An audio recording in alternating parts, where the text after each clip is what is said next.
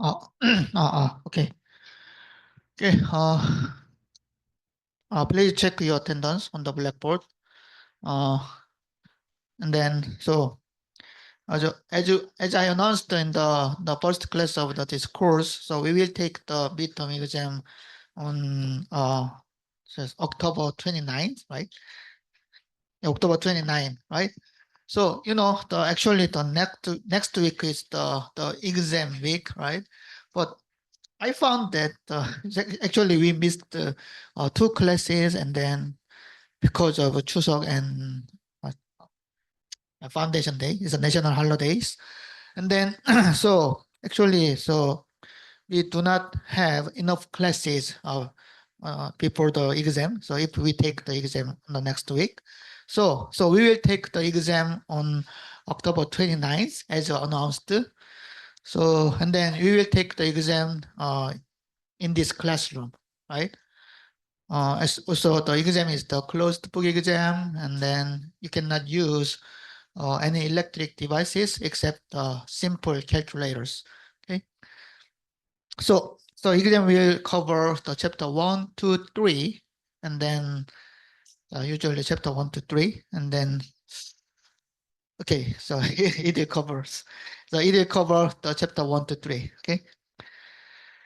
Uh, okay. So uh, in the previous class, so I will post some detailed logistics about the midterm exam on the blackboard. Okay. So okay, so we learned how to, how to translate the RISC-V assembly instructions into machine code, RISC-V machine code. Okay.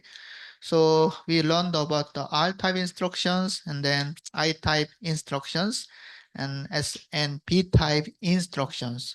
Okay, so, now we will learn about the U and J type instructions. But so you can observe that these types. So we can categorize these types using the number of operands. So we can categorize the instructions based on the how instructions use operands. So some instructions use three register operands, and then some instructions use two register operands and one immediate value. So based on these types, we can categorize instruction types. And then based on these instruction types, we can apply different encoding rules. Okay. So RISC-V assembly instructions. So these assembly instructions need to be encoded into machine code. Okay. It is because CPU can only understand the machine code, right? It's a uh, digital data. Okay. So we can apply some different encoding rules. Okay. So this is the last type, the last type of instruction. So U and J type. So you sorry. So U and J type instructions includes the upper immediate value. So and then also it includes J type instructions. So jump instructions actually. So these are U type instructions and then J type instructions. So you can find that so in these instructions, these instructions have one destination register, right? So which means that the result is stored in this destination register. And these instructions just handle large immediate data. Okay, it's a 20-bit, the 20-bit immediate data. And then it is because these instructions do not include any source registers. So it just handle immediate data. So it used the immediate data and then one destination register. So this is the type. So you can find the OP code here, and then RD, and then immediate data. It's a 20-bit immediate data, right? Also, JType is the same. So JType instructions include OP code field, okay, and then RD, and then also 20-bit immediate field. But you can find that the immediate field of this JType instruction is a little bit different, right? So in the previous class, okay, we learned about the S-type and B-type instructions.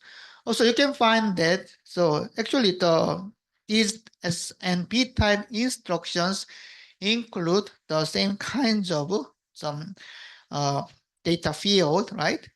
But immediate is a little bit different. So it is because branch instructions just handle even data, the even immediate data. So the immediate data is the multiple of 2, okay?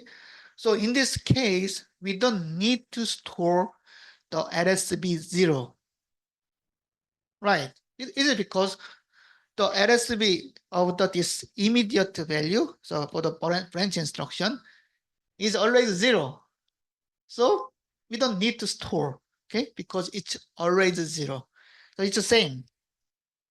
For the U-type and J-type instructions, so, the J-type instruction is a little bit different, right? But you can find that, so it is because the J-type instructions also have even immediate number, okay? So this immediate number is the multiple of 2. So we don't need to store the LSB 0, okay? So that's why the J-type instructions, the immediate field is a little bit different, okay? So U-type instruction. The example of U-type instruction is LUI. So so LUI just to store upper 20-bit constant data to destination register, okay? So it's very simple. So this class of instruction is very simple encoding law. So it has OP code field, and then this is the destination register, and then upper 20-bit.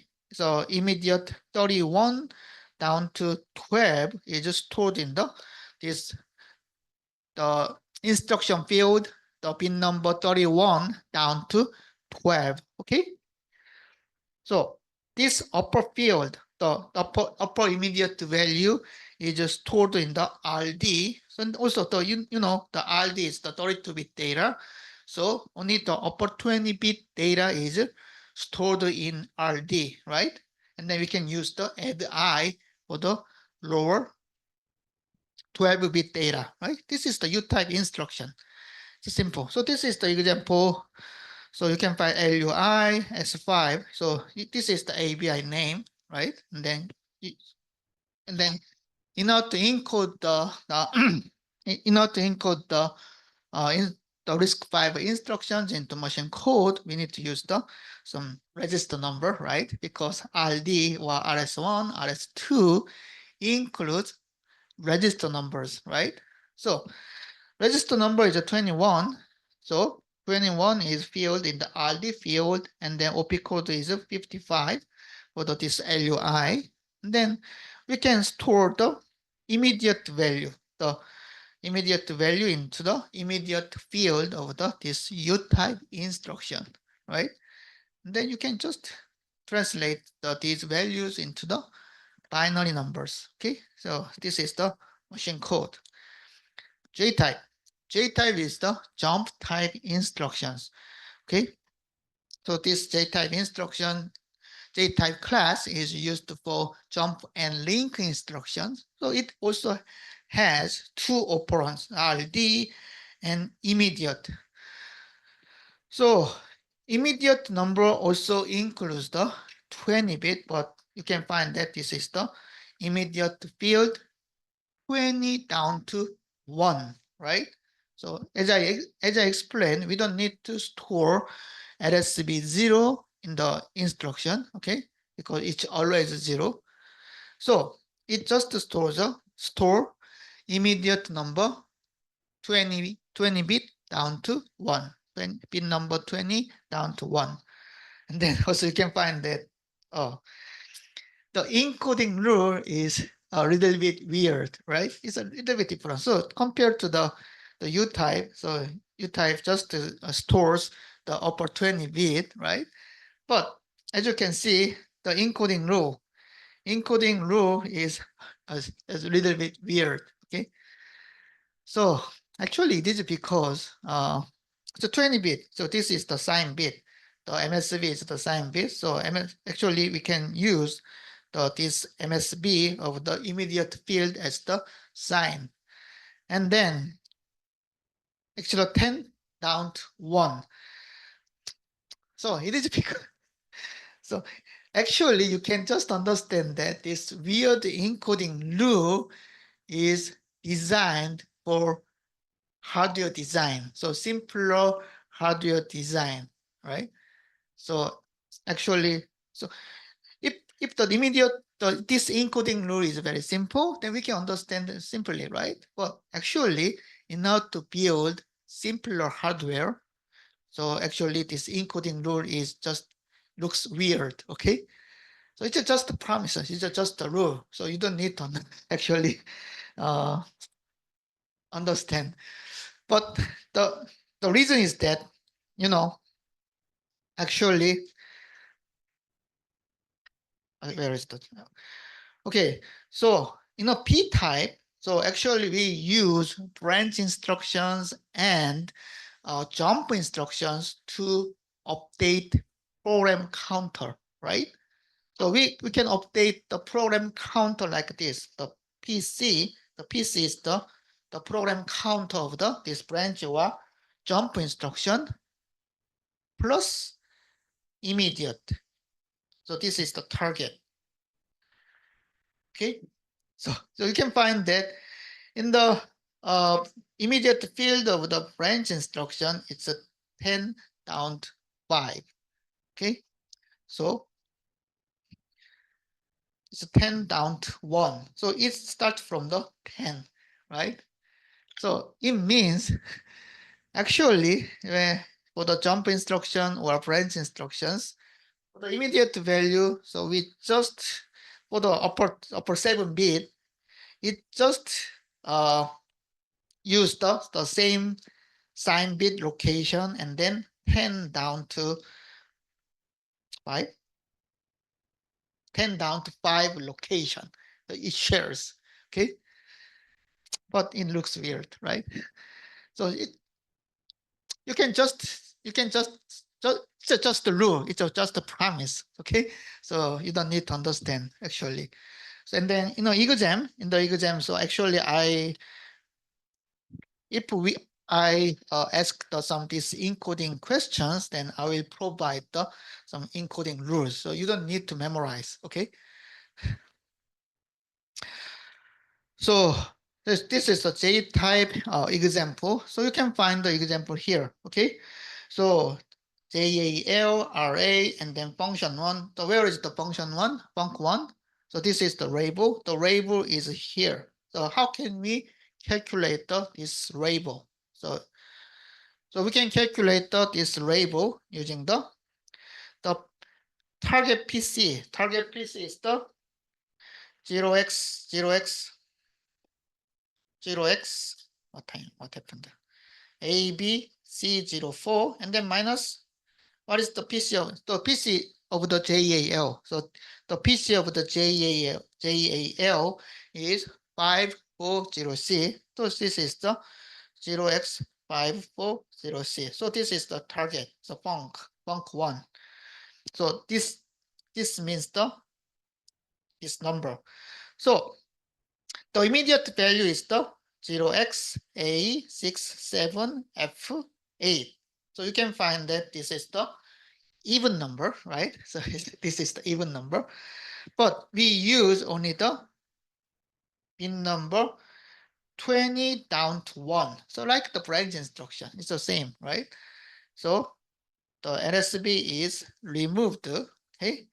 And then, so we can just fill the immediate field based on the encoding rule. So, okay, you can just follow the rule. Okay, so 20-bit, this is a sign bit, so it's here, and then where is the 10 down to 1? 10 down to 1 is here, so 10 down to 1 will fill this field, and then 11 is here, so 11 will fill this number, and then other field, like field, the pin number 19 down to 12 will fill this field. Okay,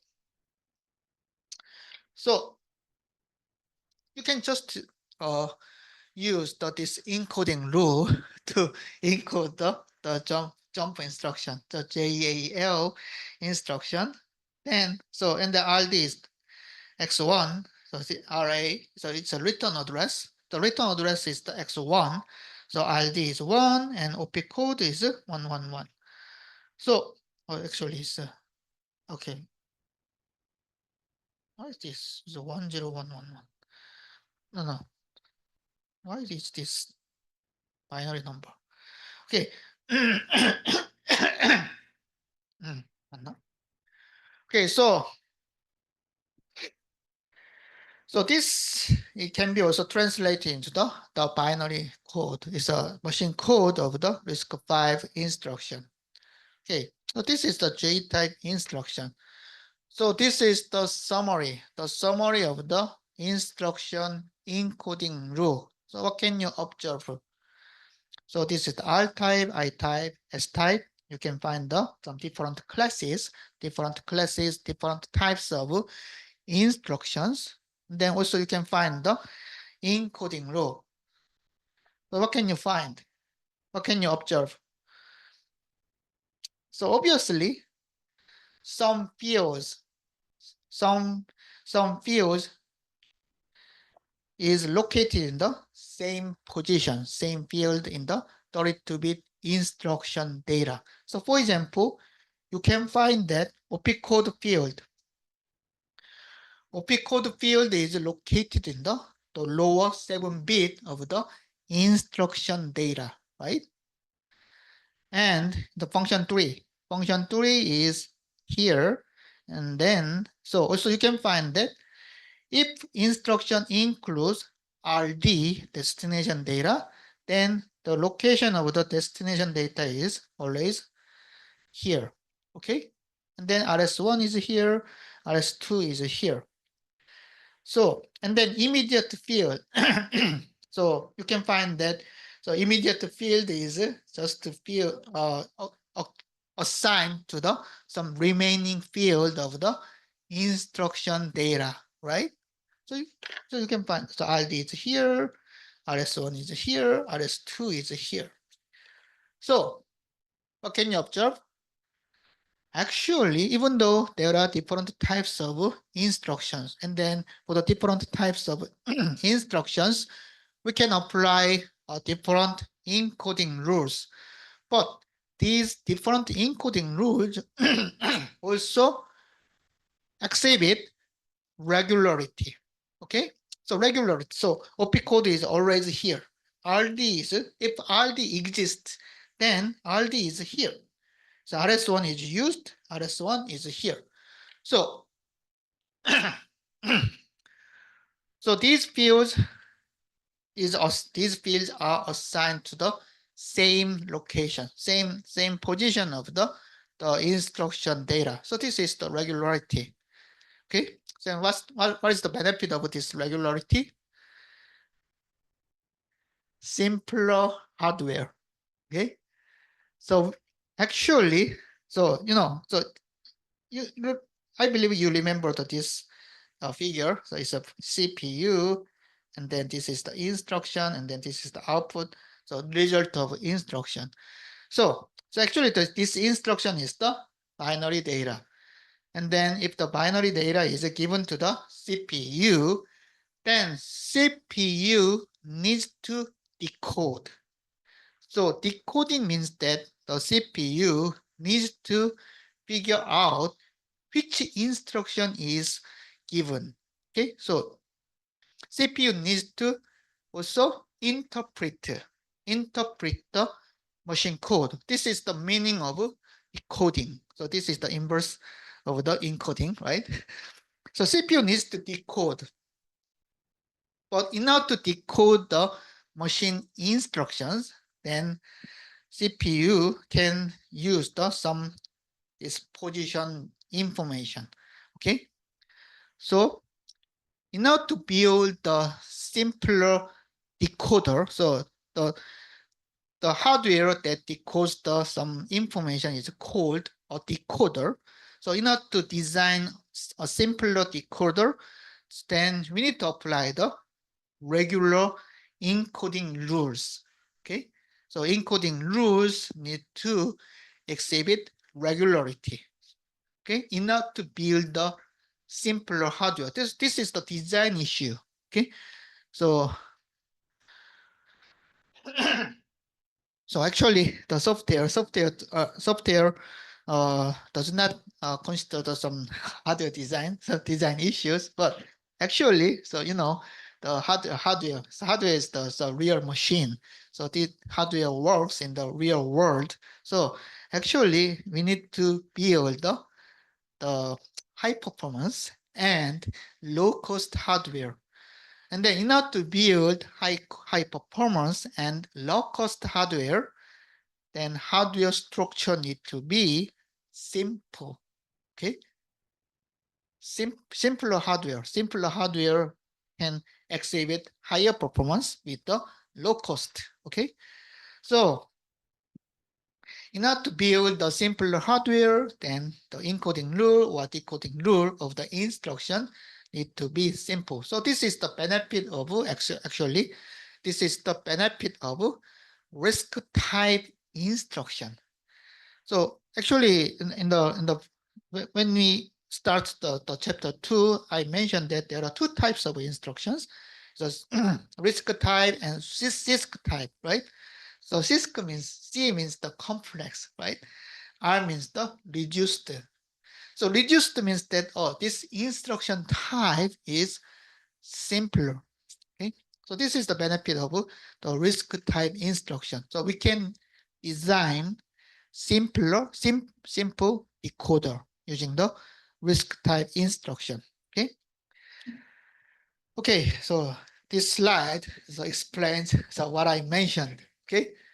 So and then also, so regularity is we can use the regularity, but good design demands good compromises. So in compromises means that so actually so regularity is maintained in the instruction, but we can for the immediate field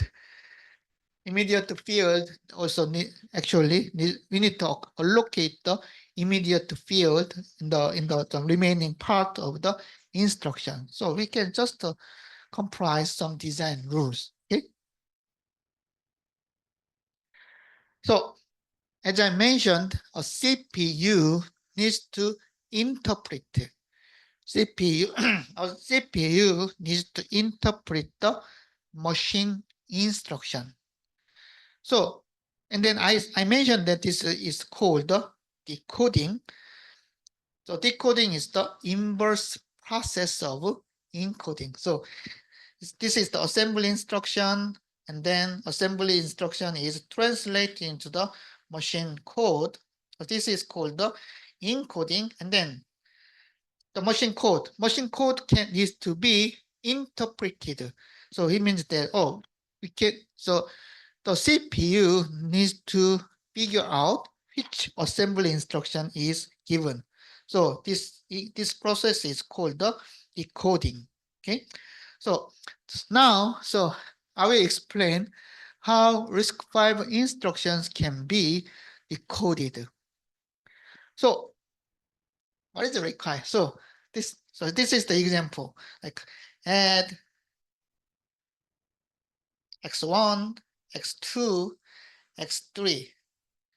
So I mentioned that, so this instruction, this RISC-V instruction includes some information. Okay, so information is that this is the RD, the destination register number, and then RS1 and RS2. So this is the source register number 1 and 2, and we need figure out, add. So, and then I mentioned in order to encode this instruction into the machine code, these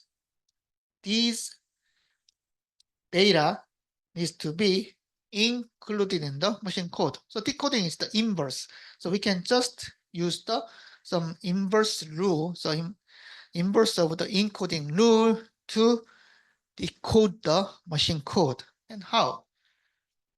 I mentioned that. So this is the example. In order to figure out add instruction, so we need to use the OP code and function 3 and then function 7 field. So this is the R type instruction.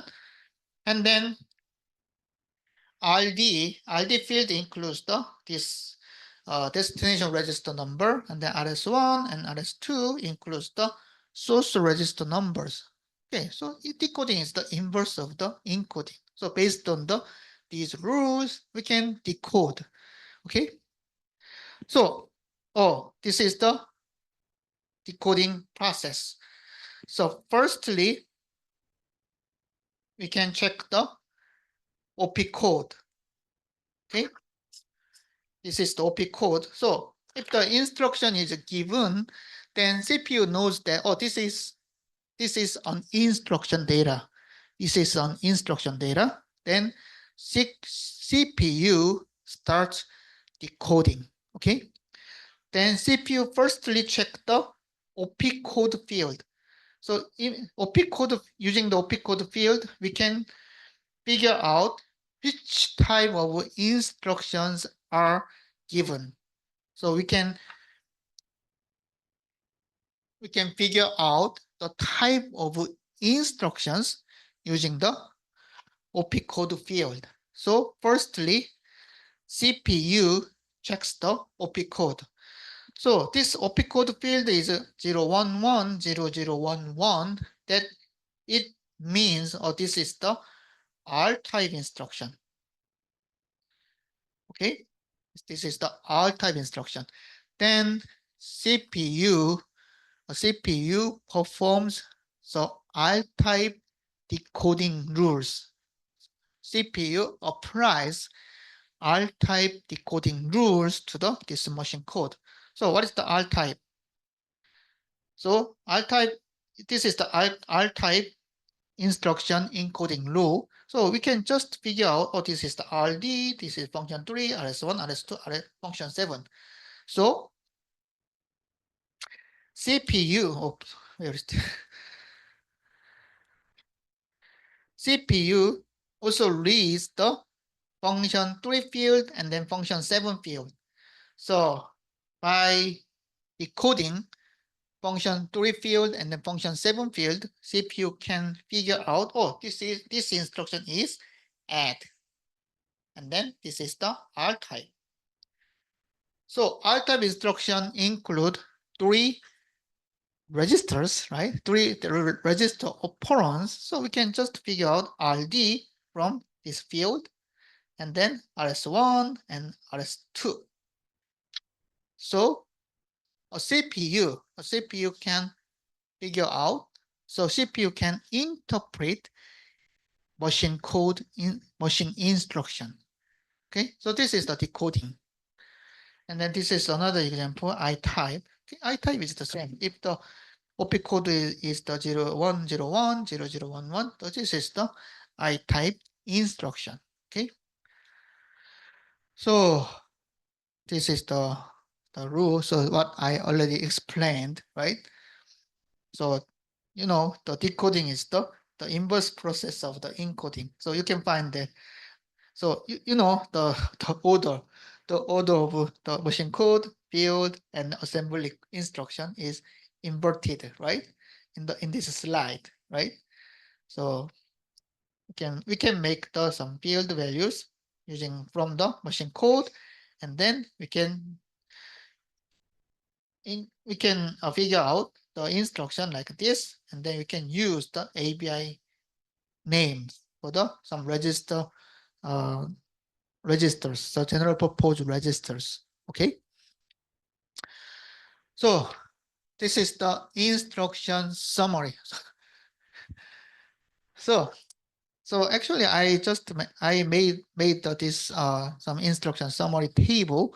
So you can also find that the category of instructions, and then the category of instructions actually define OP code field. So you may think that, oh, load instruction is also I-type instruction, and then add I. So add I and then some arithmetic immediate. So add I instruction is also I-type instructions, right? But you can find that the OP code field of the load instruction and immediate instructions are different.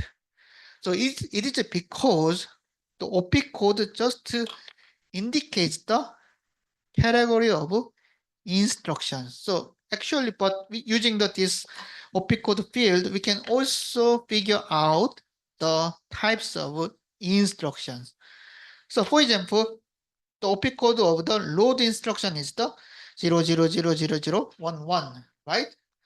So it means that if CPU detect this number 000011, 0, all 0 and 11 in the OP code field, then CPU can figure out, oh, this instruction is load type instruction, right? And load type instruction is the I type instructions, right? Then CPU can apply I type decoding rule, okay? Also, you can find the function tree field here, and then, oh, this is the load instruction. So load instruction is detected. And then using the function tree field, we can also identify different load instructions. So for example, if the function tree field is 000, then this means it's the LB, so load byte. And then if the function tree is the 001, then this is the LH. It's a load half word. Okay. So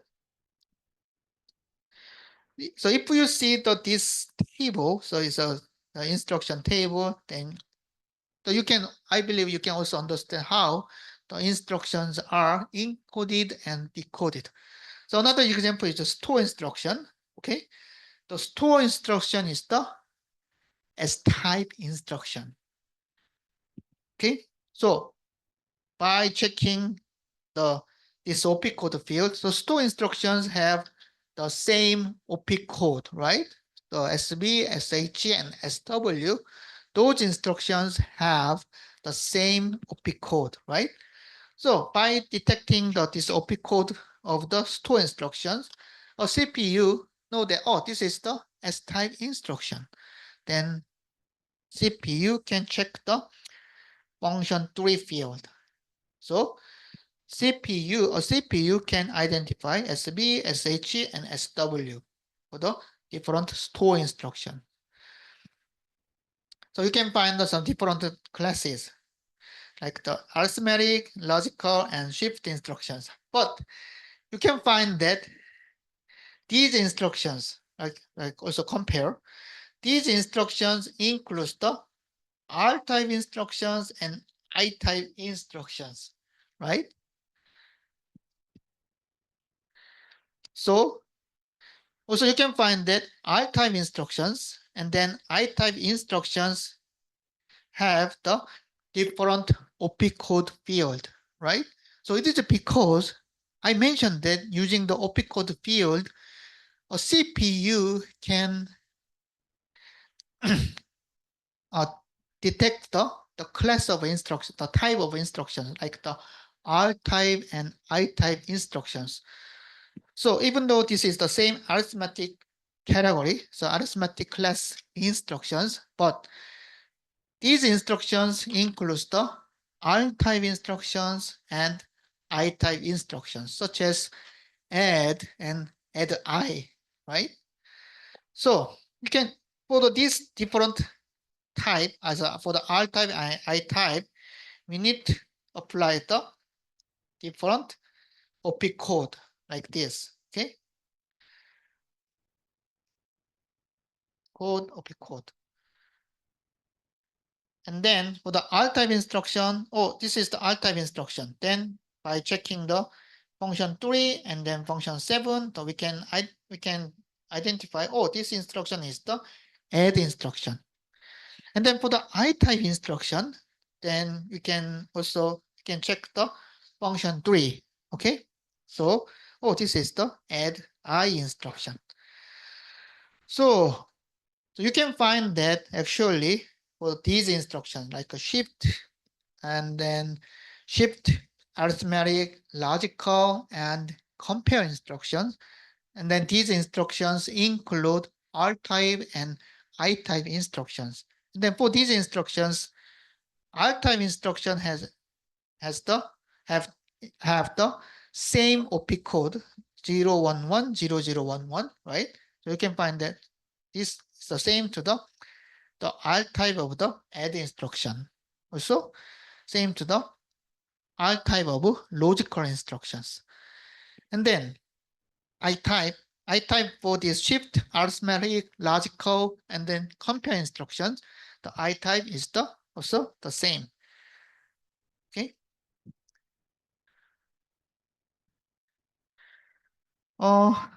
Another instruction type is the U-type, like LUI, and then AUI PC. Okay. And then, but you can find the LUI has this opcode, and then AUI piece has this opcode. So we can categorize the different instructions using different opcode. Branch has this opcode. Okay. And then using the function 3 field, we can also distinguish different branch instructions, right? And then jump.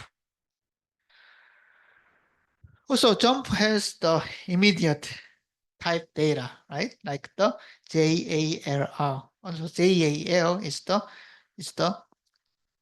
J type. So and then in this example, you can find the UJ. So sometimes you can say that, oh, this is the UJ type. Okay. So you can find so many RISC-V instructions here, but these instructions are designed using some regular encoding and decoding rules. And then what's the benefit? We can design simpler encoder or decoder. It's actually simpler decoder. Okay, simpler hardware. Okay, so actually, in chapter 4, we will learn about the hardware architecture of the RISC-V CPU. So which means that you need to design the decoder, right?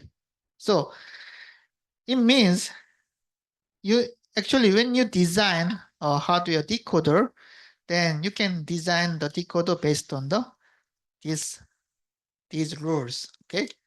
So firstly, check the opcode, and then based on the detected opcode data, then we can detect the types of instructions, and then we can check the function 3, function 7 field.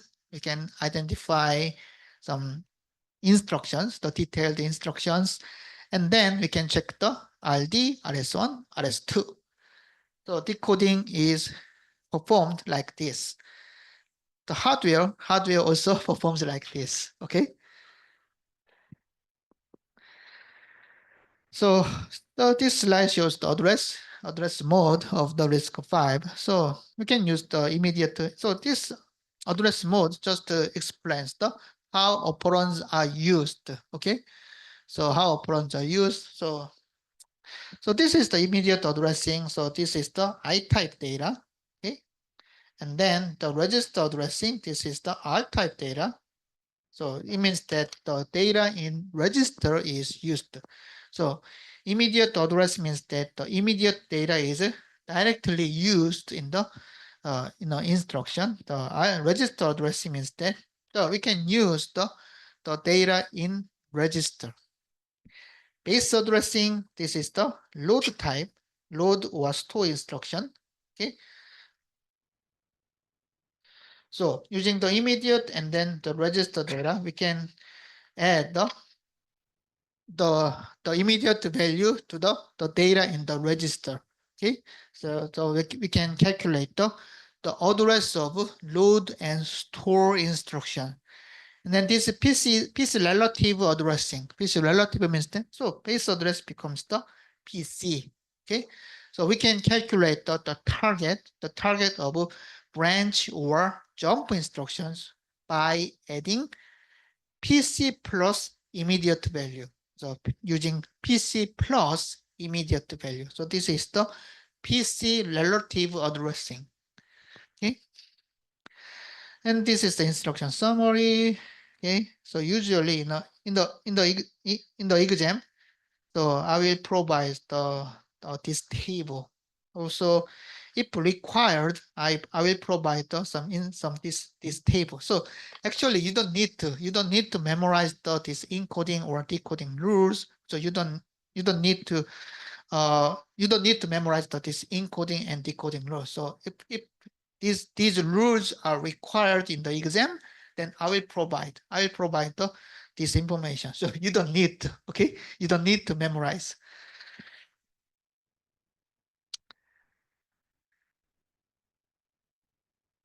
So usually I will provide this instruction summary in the exam. Okay. Okay, so this is the end of the RISC-V instructions, and then I will briefly explain about the other type, the CISC type instructions and x86 instructions. So it's just some example. So actually, so we are learning about the RISC type instructions in this course. So actually, but it's just some common knowledge. So actually, so x86 will not be asked during the exam. Okay, will not be asked. So the x86 is the CISC type instructions. So actually, the most popular processors in the world is the Intel. So Intel and AMD. So Intel and AMD CPUs use the x86 ISA, right? And then another popular CPUs, another popular processors use the ARM instructions. Okay, so it use ARM CPUs use ARM ISA. So it means that this ISA is defined by ARM. So ARM is the company, right? So, and then, the x86 is the CISC type instruction and ARM is the RISC type instruction, right? So actually in this course, we are learning about the RISC-V. RISC-V is also RISC type instructions. Okay, so also RISC type includes the RISC-V. So actually, the properties of RISC type instruction, like the ARM instruction and then RISC-V, is similar. Okay, so which means that the ARM instruction, for the ARM instructions, the size of a single instruction is also 32-bit. It's the same. Okay, it's a 32-bit. The RISC-V, for the RISC-V, the size of a single instruction is also 32-bit. It's the same. Okay, and then also ARM supports the reduced sized instructions like hold the thumb. Okay, thumb. Then the size of the thumb is the 16-bit. The RISC-V also includes the reduced sized instruction like 16-bit.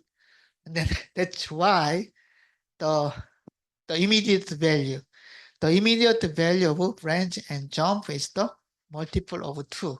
It's not multiple of 4. It is because the RISC-V also includes the reduced sized instruction. It's a 16-bit instruction like ARM. Okay, so actually it's very similar. So ARM instructions and the RISC-V instructions. Those instructions are both the RISC type instructions. Okay, so actually the properties are similar. x86. x86 is the most popular actually ISA. So it means that actually, the if we use laptop computers or desktop, also desktop computers, also if we frequently use the cloud infrastructure like data centers, and then actually the high performance servers includes the Intel CPUs or AMD CPUs. So which means these computers use x86 ISA. It's a CISC type ISA. So x86 uh, is designed by Intel, okay, and then it has very long history. Like so, it can start from the 8080, and then okay. So this is the some history of x86 ISA. Okay, you can find floating point coprocessor, so 8087, which means that actually in this time the floating point instructions are not supported by CPU. Okay, so 80, and then so you can find that 80, 82, 86, 82, 83, 86. Okay, it's a 32-bit extension. So 83, 83, 86 is the 32-bit computers. And then so you can find the pipeline, Pentium. So Pentium is the 60-bit, has the 60-bit, 64-bit data path. Okay.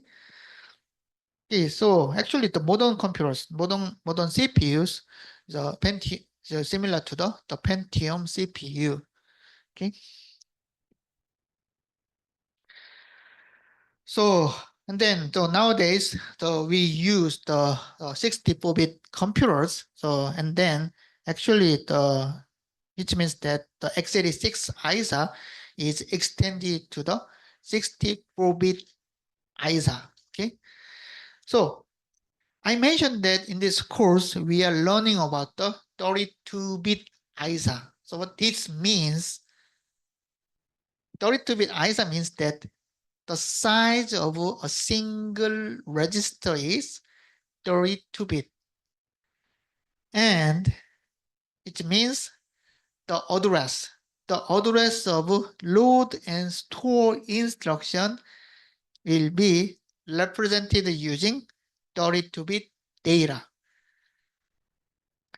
But problem is that if we use the 32-bit computer systems, then the maximum size of the memory is actually 4 gigabyte. It's very small, right?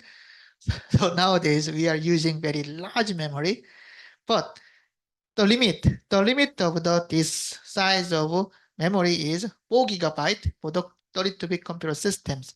So that's why we are using 64-bit computer systems, right? So actually the so the Intel used the 32-bit ISA, 32-bit computer systems, right?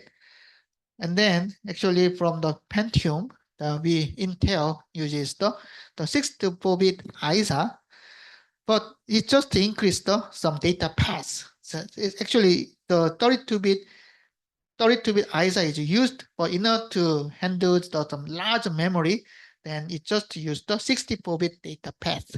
Okay, so actually the AMD, another company of the CPU vendor, another CPU vendors, actually the AMD developed some extended version of this 32-bit x86 ISA. So Intel also developed the 64-bit ISA, but actually the Intel 64-bit ISA is the very different ISA. It includes it is a new ISA. Okay. So if you read some Wikipedia, okay, you can find the IA32 and IA64. Okay, so it's just the history. So Actually, this is the 32-bit x86 ISA. Okay, and then this ISA is called the IA32. So IA represent Intel architecture.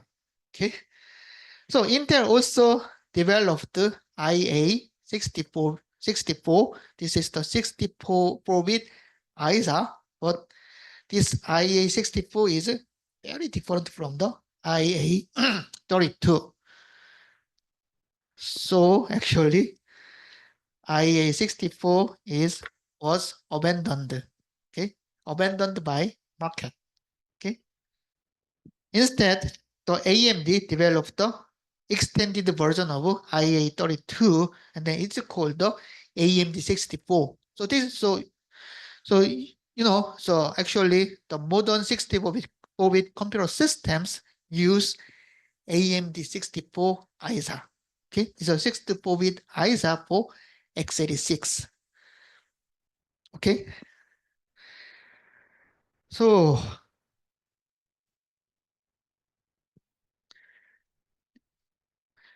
because the x86 has very long history, so it means the actually the x86 ISA is very dirty.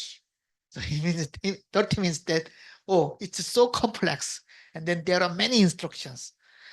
So you can find that the RISC-V was developed recently. So which means RISC-V is rather simple and clean. So it's a clean state. Okay, but Intel, the x86. So x86 has very long history, and then actually it means that Intel added the new instructions in the x86 ISA. So which means x86 is very dirty and very complex. But Intel cannot abandon the old instructions, even though this is dirty, this is complex. It is because compatibility. So this is called the backward compatibility. So which means that if a certain program is compiled using a certain ISA, for example, x86 ISA, then this binary file needs to be executed by all x86 CPUs. And then this is called the backward compatibility. So which means this is the 8086, very old computer, and then i7 is a new computer. i7 also needs to support the very old binaries. Okay, so which means i7, the modern computers, also needs to support the very old and inefficient instructions. Okay, that's why Intel CPUs are very, very complex. Okay, but this backward compatibility needs to be kept, because if the backward compatibility is not supported, then actually the CPU will be abandoned from the market. Okay, so this is the some market demands. Okay, so this is the x86 registers. So you can find that the register structure is a little bit different. So register size is also different from the RISC type ISA. Okay, and then the addressing. So we learned that the addressing of the RISC-V like this. So the 4 type of addressing, but the addressing of RISC type is more complex. Okay, for example, the arithmetic instructions such as add instructions can directly access memory. So in the RISC type instructions, only load and store instructions can access memory, right? But the CISC type is different.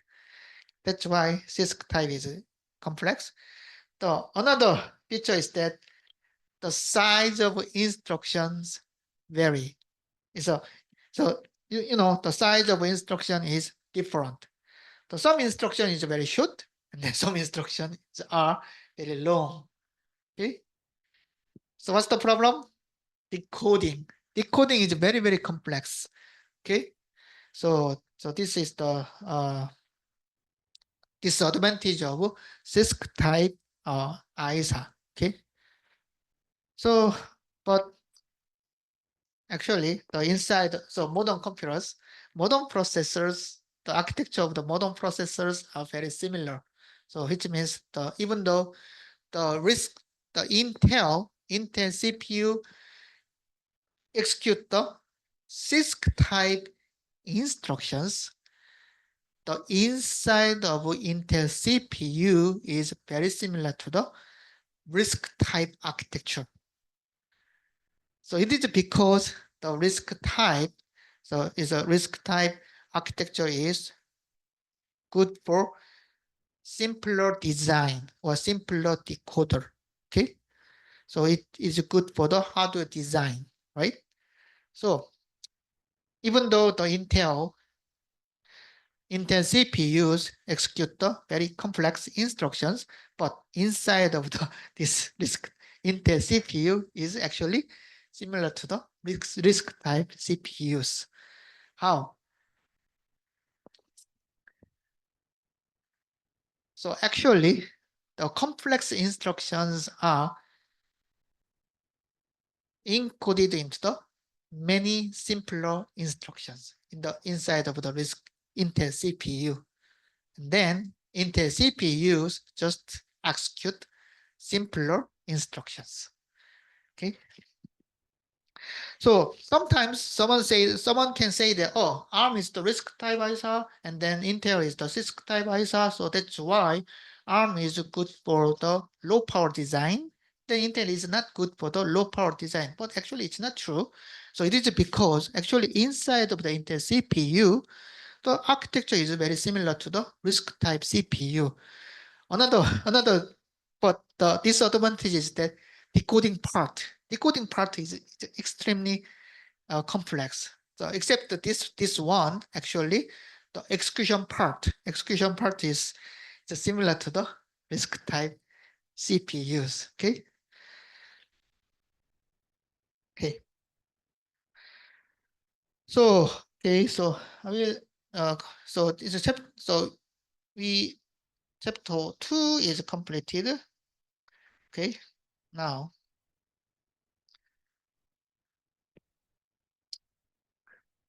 So we complete the ISA chapter, the instruction set architecture. And in chapter 4, we will learn about the process architecture.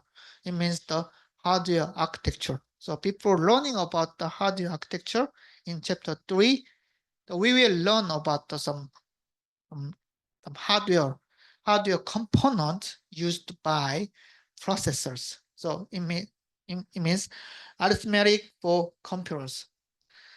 So in chapter 2, so you can observe many arithmetic instructions such as add, sub, so multiply. So you cannot observe the multiply instructions because these multiply or divisions are not included in the I-type RISC-V instructions. But general purpose, so actually most CPUs support multiply and division, right? So in order to support these arithmetic operations, CPUs need to include arithmetic hardware, so arithmetic component. So we will learn about some arithmetic components in the CPU, and we will learn about the floating point numbers, so another number system. So we are very familiar with the integer type data. So because the integer type data is just a binary number, okay? But we also need to represent the real number, right? A floating point number. This real number is called the floating point number. So which means that the floating point numbers need to be represented inside our CPU. So we will learn about these floating point number systems. Okay, addition. So addition, actually addition is executed by adder, right? So adder just performs the binary addition, right? And then, so the binary addition is the same to the decimal addition, right? We can start from the RISC-V, and then the carry is generated, and then carry is included in the next digit, and then the carries, and then some these data are just added. This is the simple adder, so integer adder. So integer adder is very simple, okay? So, and then, so integer subtraction. The subtraction, what is the subtraction? So subtraction is actually addition, right? So like the 7 minus 6 is the equivalent, it is equivalent to the 7 plus minus 6, right? So you can find that the RISC-V has the add I instruction, but RISC-V does not include the sub I instruction, right? So it is because the immediate number is the 2's complement number, right? So which means that we can actually 7 minus 6. So R1 minus 6 is the R1 plus minus 6, right? So that's why in the RISC-V does not have a sub I. So because we can implement add, we can just use add instruction, and then immediate number is the 2's complement number. Subtraction is actually, so A minus B is equal A plus minus B, right? So it means actually we can use the subtraction using adder. Okay, so this is the adder, and then we can just change the sign of the another operand is a B for the subtraction. So you can just understand that, oh, we can implement addition and subtraction using a single adder. Okay, we can just change the sign bit, the sign of the operand. Okay, so multiplication. So how can we calculate how can you perform multiplication?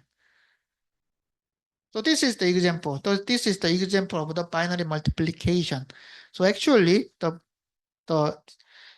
this number is called the multiplicand, and then multiplicand is multiplied by multiplier, and then the result is called the product.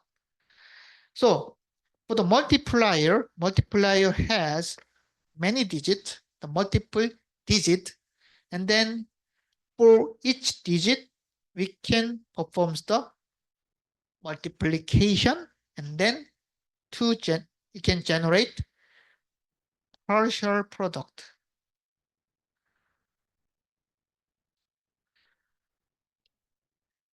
But in the binary number, so in the binary number only has 1 and 0. So the multiplied by 1 is the same number, and then multiplied by 0 is zeros, right? So actually the partial product just includes the multiplicand and zeros, right? And then also the magnitude of this partial product is determined by the location, the position of the digit of multiplier, right? So it means that this is the 0, 0, 0, 0, 0, 0, 0. And then we can just add the partial product of the product to generate the final result, the product of the multiplier. So actually the the multiplier is also simple, right? But actually the hardware structure, the hardware architecture of this multiplier is complex, more complex than adder, right? Multiplier, in order to implement this multiplier,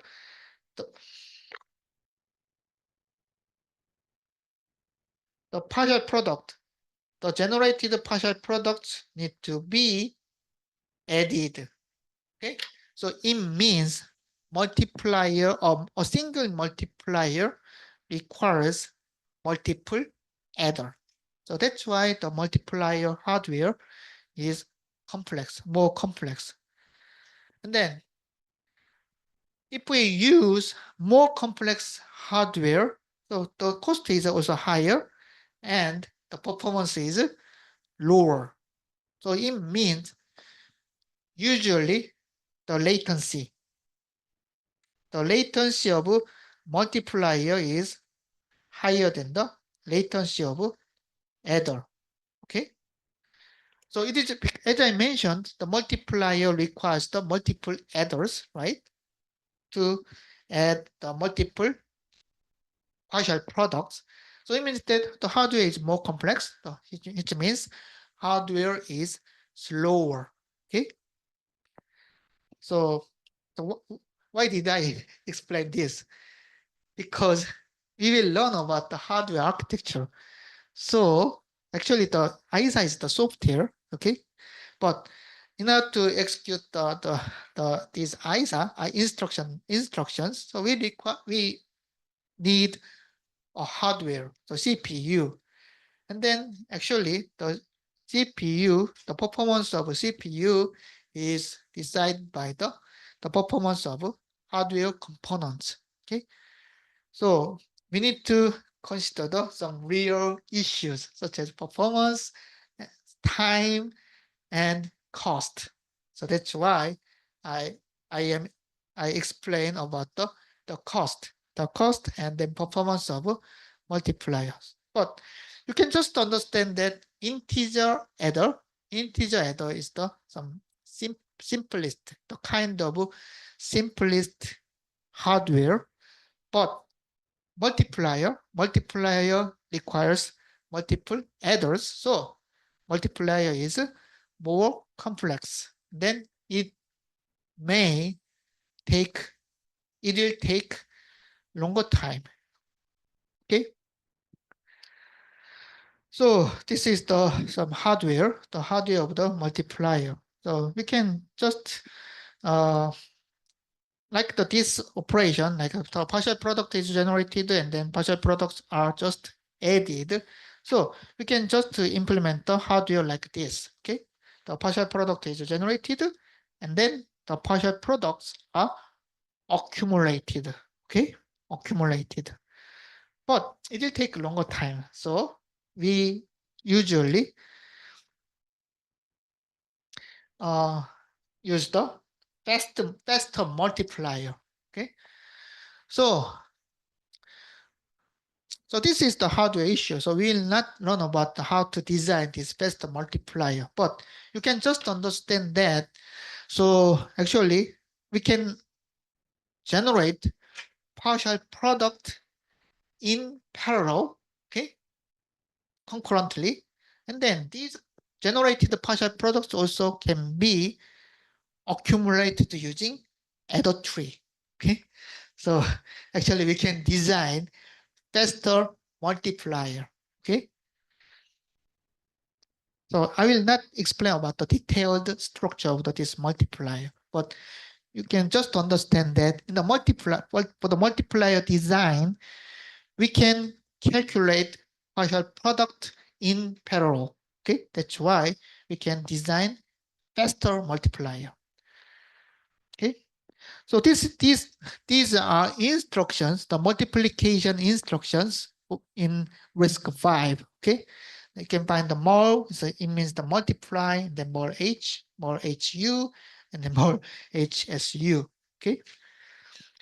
And then what is the problem of multiplication? The 32-bit multiplied by 32-bit will generate the 64-bit data, right? Right, it's a multiplication, right? So the multiplication in RISC-V, it has the two multiplication, more and more H. The H means the higher quotient. The upper 64-bit is stored in the more is calculated by more H and then stored in the register. Then more just stores the lower part. Okay. Division. So you can just understand the division like the normal division of the decimal number. So this number is called the dividend, and then dividend is divided by divisor, and then it generates the quotient and then remainder. Okay, remainder is 나머지, and then quotient is mock. Okay, then how can we perform the division? We just compare the size of dividend using the divisor, and then the part of dividend is larger than the magnitude of divisor, then we can generate the 1. Okay, but if this part is smaller than divisor, then its quotient becomes 0. So actually division is also more complex than multiplication, and then it will take longer time. So it is because division includes the comparison part. So if else, right? I explained that if divisor is larger than dividend, then quotient 0 is generated. Otherwise, 1 is generated. So it is conditionally, the quotient is conditionally generated, and then the subtraction is conditionally performed. So this is the division. So why the division is more complex? Okay. Okay. So I stop here, and then any question? Okay. See you in the next class. 감사합니다.